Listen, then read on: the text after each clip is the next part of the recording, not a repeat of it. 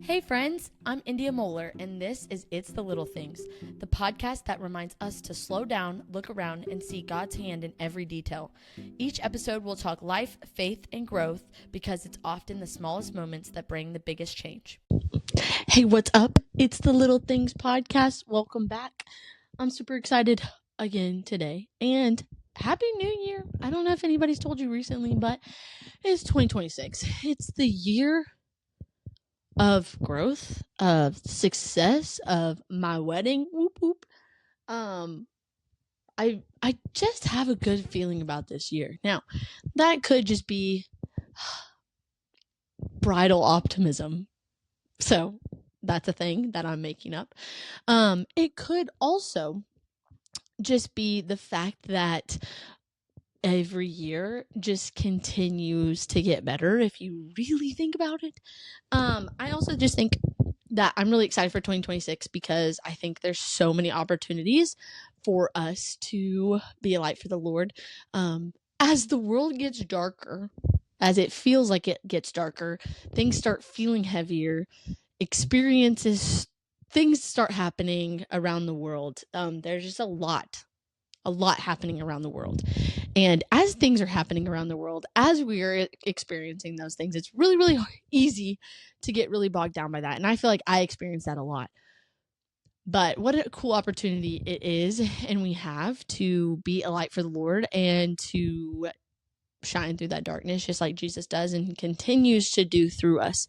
So anyways, that's my little spiel on 2026 and just having a positive attitude going into it, because I feel like it's really easy to start the year off icky and sad just already. I feel like January, I've heard in the past couple days that January, it just feels like a gray month. And let's just make it blue. Let's make it a different color. You know what I mean? The other cool thing I think about New Year's is the holiday itself is pretty anticlimactic. If you're somebody like me who's in bed by 9:30, you try to stay up until about 10 just to kind of give it a feel. But other than that, I didn't do anything. I didn't have plans. I went to bed at a normal time. I woke up the next day at a normal time.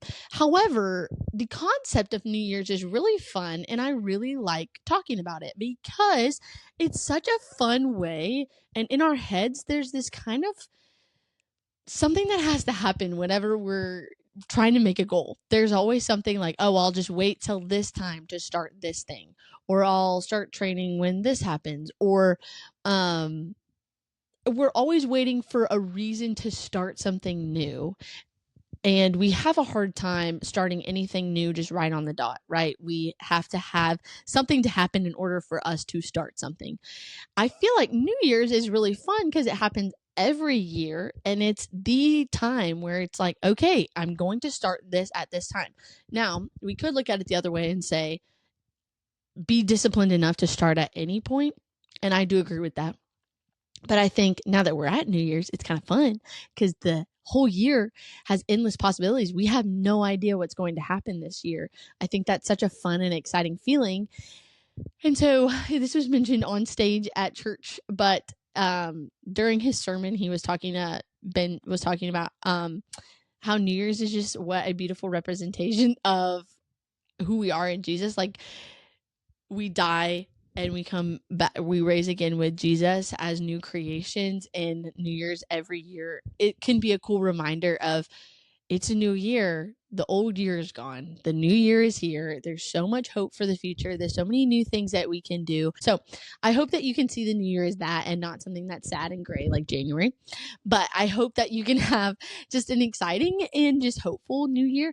And I hope and I pray that you guys set goals and things to do, because I think that's so fun, and it can keep life interesting. I think it's really easy to get in a rut and get in the mundane and just blah, blah, blah, blah, blah. But it's fun to train for something. It's fun to strive for something and have a goal. And I just encourage you to sit and reflect on what that goal looks like. It doesn't have to be physical training, but there's just so many things. You want to read the Bible in this year. You want to read the Bible in a week. I don't know. So, I encourage you to do that. Now, for the actual topic of today, I really want to sit and talk because I have heard a couple of different things along the lines of Christians being against therapy or just in general people being against therapy. Now, I'm not going to sit and trauma dump for you guys because I've done that plenty, right? I will, however, tell you why, as a believer, I go to therapy.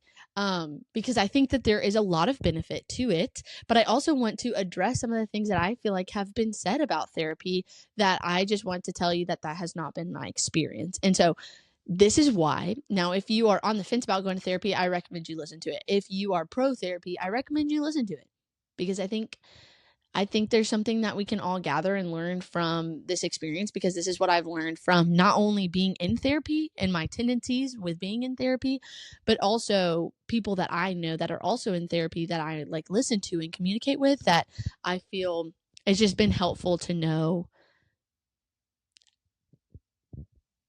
almost like how to do therapy well is kind of how I want to say that. So if you're anti-therapy, I still do encourage you to listen to this, because I have friends in my life that do not agree with me going to therapy.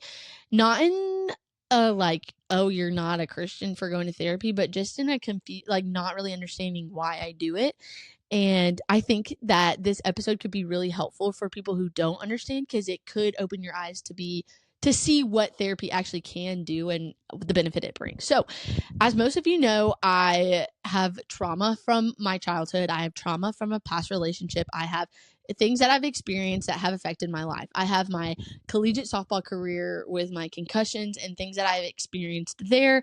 There's a lot of stuff that I've experienced, and I will go to say that I am a prideful human being who tends to lean on myself for my own comfort and for my own knowledge, wisdom, understanding, all the things. So I will say that I tend to do those things. I tend to hermit up and isolate myself whenever I get sad, whenever I get frustrated. I tend to avoid confrontation.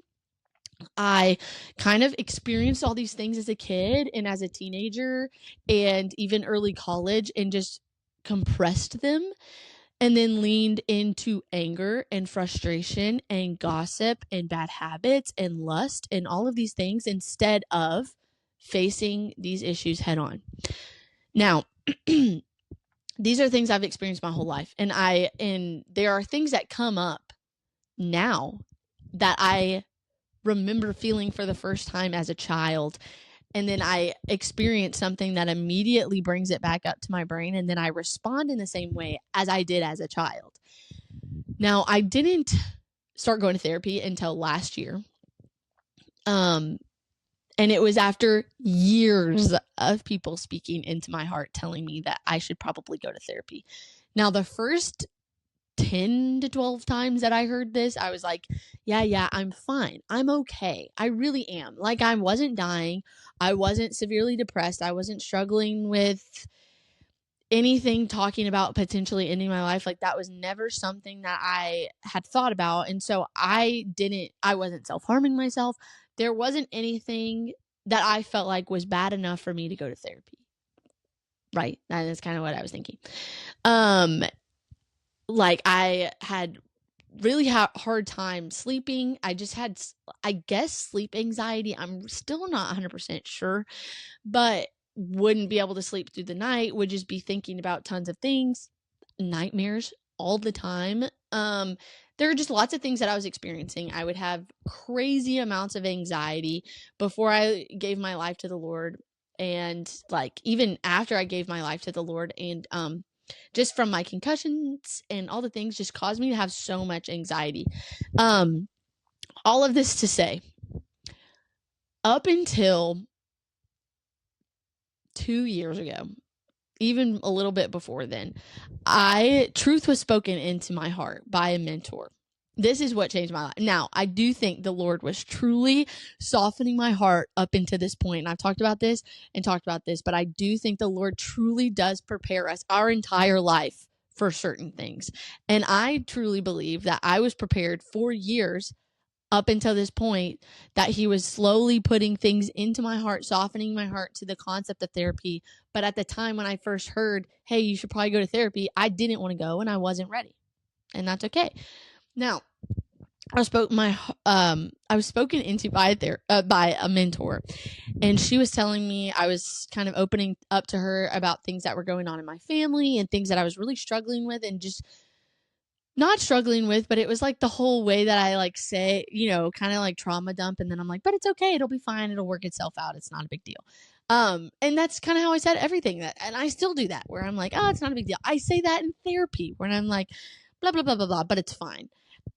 And one, that's just not how you handle that. You're not processing it, you're just shoving it down. But she was spoke into my heart and said, I'm trying to remember, I know she had said something before about going to therapy, but when I first started dating Eli, this was something that I really struggled with, because I truly, truly love Eli, and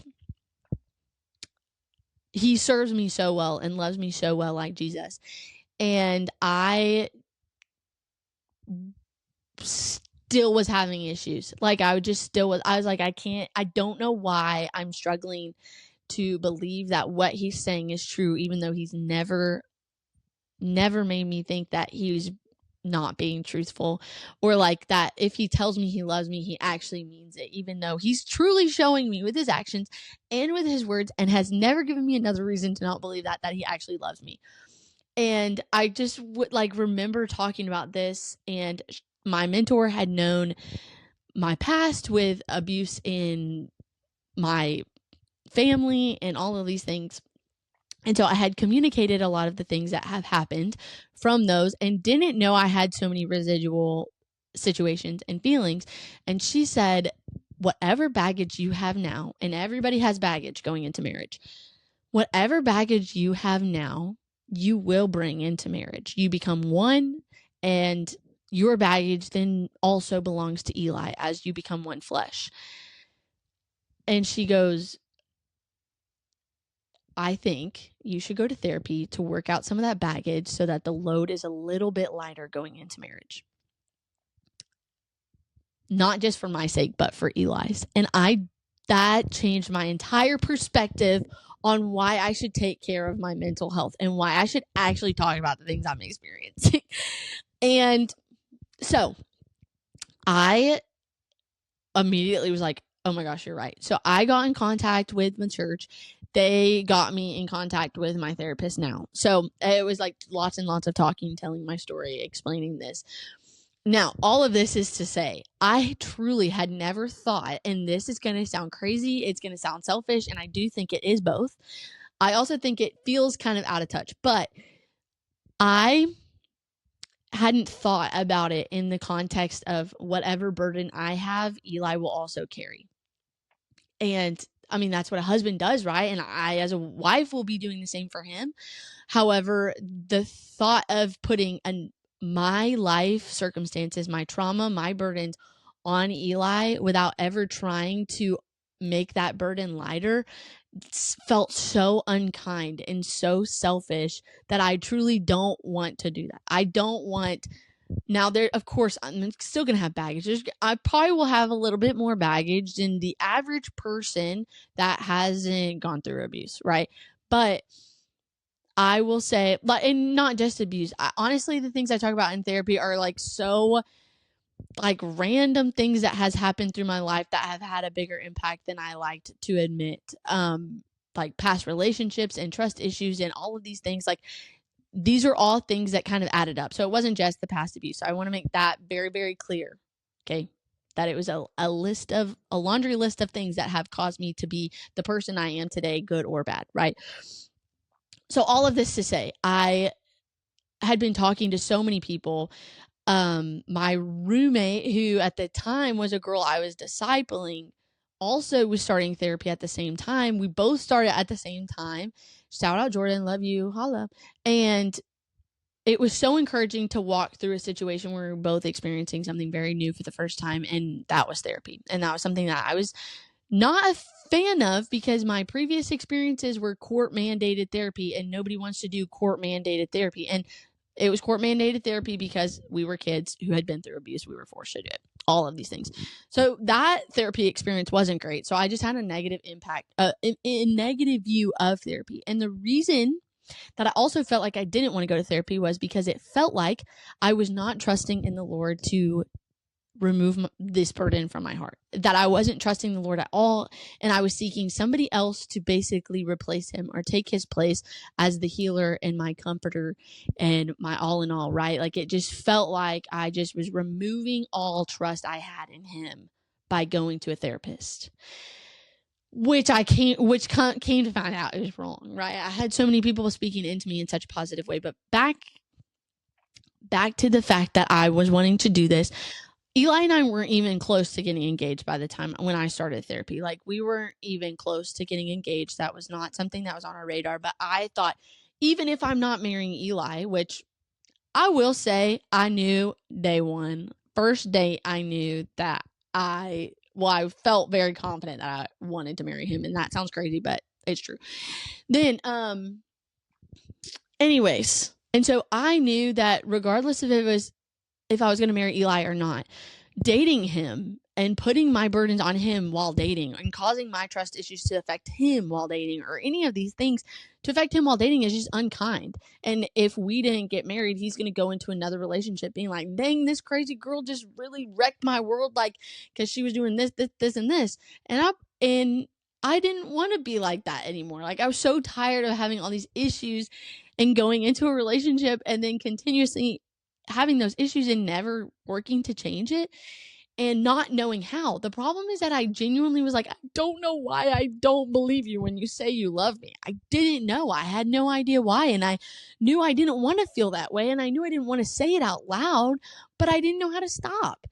And that was the thing. It was like, I'm praying about it. I don't know what to do. Like, I don't know how to stop this silly habit in my brain that keeps telling me he's saying he loves me. I don't believe it. Should I say, do you really love me? Do you really love me? Are you sure you love me? Even if it came out as a joke at first, it started becoming this like engraved habit in my brain where I was like convincing myself he didn't actually love me. And so anyways, all of these things, like I know it sounds like they're like, India's crazy. And I'm like a little bit, but that's okay. But anyways, all of these things to say, regardless of if you have been through abuse or not, if you experience these things that just like cause you to struggle mentally and all of these things, talk to somebody, not just your community, but a licensed professional can actually benefit you so much because they actually know how your brain works. They know the neuroscience. They know how things work. They give you tools to fix. That's the thing that I needed. I was like, I know when this started. I know how it started. I know where I'm at now. How do we fix it? How do we change it? What can I do right now to fix this? Because I don't want to be like this anymore. And all of this to say, going to therapy was not just a time for me to sit and just blah, blah, blah, blah, like unload all my trauma and dump all of these things and dump everything that happened to me the week before. It was to go in and fix this main issue that I know I've been having, that I've been reflecting on for a certain amount of time and saying, hey, this is a new habit that came up that I realized that is just really toxic or really just negatively impacting me or the people around me. And I really need to talk about it. And I really need to figure out how to stop it. So therapy wasn't just like this trauma dump moment. It was a time where I didn't even go in and tell her everything that happened from birth to now. I went in and said, here's what happened. Here's what it's causing me to think. And I thought this as a kid. How do I change it? So impactful. There's been things that we've talked about that I didn't even know had such a negative impact on my life until recently. And these are things I've thought of for years. And so going into being a bride, going into getting married, these feelings are so much heavier. And so having that person to talk to and say, hey, these things are all amplified now. How can I work on that in this season so that when I come into another season, like Lord willing, having children in the future, I know how I can work through this, what tools I can use, because these things don't just go away, and the Lord can absolutely heal those parts of you. And he absolutely can if that's in his will, but I don't think it is lack of trust in Jesus that sends you to a therapist. I truly believe that there is so much benefit in a licensed professional that is also plugged into the Lord, that is also looking to Jesus, that is led by the Holy Spirit. My therapist has prayed over me every session. She has spoke scripture over my life and read it, and also gave me Christian podcasts to listen to and books to read that have truly impacted my life. She has never once claimed to do any healing on my life, and she doesn't, and I know that. I know that she is a vessel for the Lord that has given me tools that I could not have come up on my own, that she has done such an amazing job to help me work through those things. The other thing is that I think that we forget is that the Lord can absolutely heal us from things, but that is not always in his will for us. I think a lot of times we are expecting, oh man, if I, like, for example, with my concussions, there were people praying radical healing over my head, and said, when it wasn't radically healed, oh, well, maybe it's not in his will for your headaches to go away, or his will for you to, your eyesight to be better, or whatever. And in my head, I just kept thinking, like, that doesn't sound right. And later reflecting on that, it was, again, it's going to sound like a Miley Cyrus song, but it really was the journey getting to healing over the actual healing process, or over the actual healing itself. Like, having fewer headaches is great. It's great, but I've learned more in the journey getting to that point, rather than just the radical healing of no headaches. And I truly believe therapy is one of those things that the Lord uses as that healing process that teaches us more than just radical healing. I don't think radical healing is bad. I think there's a lot of things that obviously brings the Lord so much glory. But in the context of therapy and counseling, I think there's so much benefit in the actual journey that takes you to that point, rather than just radical healing of that. So that's what I have to say about not trusting in the Lord. I think absolutely trusting in him.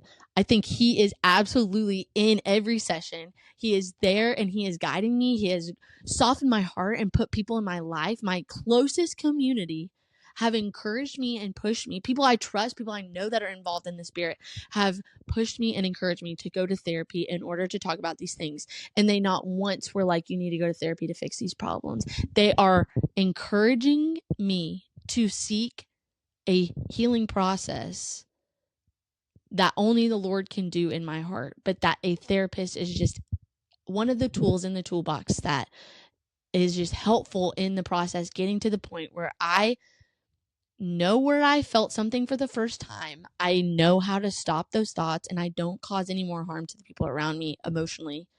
And so that is why I think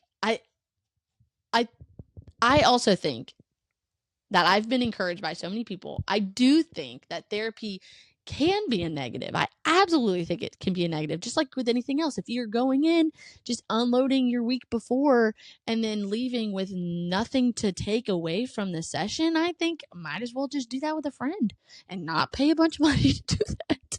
Like, I could just unload all my crap from the day, or all my good from the day, on my friend, and not go to my therapist and waste an hour of my time and her time, where I could just talk to a friend. But your friends aren't, for the most part, licensed therapists, and they don't have a lot of the tools that a licensed therapist has to help you go through whatever you're going through. All of that to say, I recommend it. Okay. It has been so helpful for me personally. I think it's been helpful for my relationship. Funny enough, I'm going in an hour and a half, probably an hour if I want to be on time. So all of this to say, I think it doesn't need to be weekly, doesn't even need to be bi-weekly. Monthly is fine, whatever you need, whatever works. But I think if you use it as a tool in the toolbox in the process of healing, things that you can use: community group, Bible study, prayer, time with the Lord, silence and solitude, exercise. These are all tools in the toolbox, and I think therapy can be one of those things. That's a tool in the toolbox that does not, it absolutely does not do any healing. It's just a part of the process that the Lord can use, that we can use in order to get to that point where we are comfortable, we're feeling better. Being a Christian is not easy. Being a Christian is not something that has ever been easy, and it's not going to get easier. And so we're not ever going to have a huge peace of mind, because let me tell you, the enemy will constantly come for you. It will constantly come for you. If you are a weapon for the Lord and a weapon for the kingdom, the enemy will absolutely come for you. And that is not up for debate.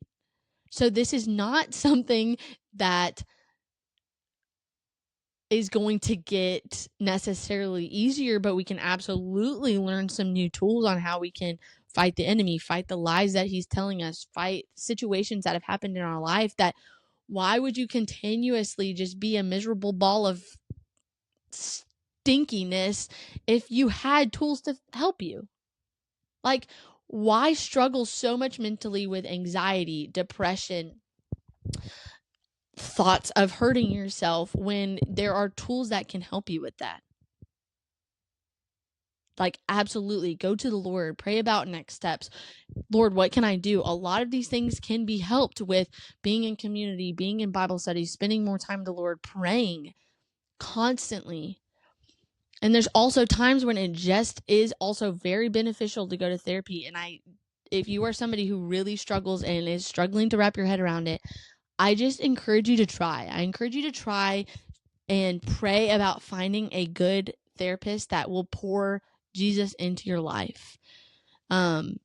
Yes, honestly, you can absolutely push through. You can absolutely push through. Nobody's saying you can't. But why get to the end of your life and sit and think and wish, man, I wish I would have put more effort on my mental health and just really strive to be a better spouse, a better wife, a better husband, a better child, a better friend. Why would I have not put more effort in to care and love the people around me more by caring for myself? I know it sounds cheesy. But one of the best ways that I've learned during this season of my life that I can love myself, because Eli loves me so much and he hates to see me hurting, is to love and to work on my mental health and my relationship with the Lord. Because when I am closest to the Lord and when I am doing well mentally, I can love and serve him and be kinder to him in so many other ways. And so that's my advice. If you're somebody who feels like you're being self-destructive in your relationships, you're avoiding confrontation to an extreme, and I struggle with that to this day, but there are so many benefits to therapy, and I just recommend you try it and give it a good old college try. Don't just go and sit and be a booty about it and just have a bad attitude. If you're going to go all in, try it for a couple sessions, see how you feel. But I absolutely recommend it. I recommend reading Jenny Allen's 2 books, Get Out of Your Head and Untangle Your Emotions. Both of them taught me so much about, one, Get Out of Your Head was so good about retraining your thoughts, about not overthinking things and struggling with anxiety. But then 2, Untangle Your Emotions pairs really well with it, because it's actually almost feels like the opposite. Like, it's leaning into your emotions and learning that emotions are good, that these things are good to feel, that you don't have to shut them down, that actually emotions connect us to the Lord in so many beautiful ways, because the Lord has emotions and we were created in his image and we have emotions. So I recommend those 2 books if you're somebody who's really interested in mental health and all of these things. But absolutely, this is why I go to therapy as a Christian, even though I know it's controversial, but I highly, highly recommend that you actually just give it a shot. Just try it. Just see.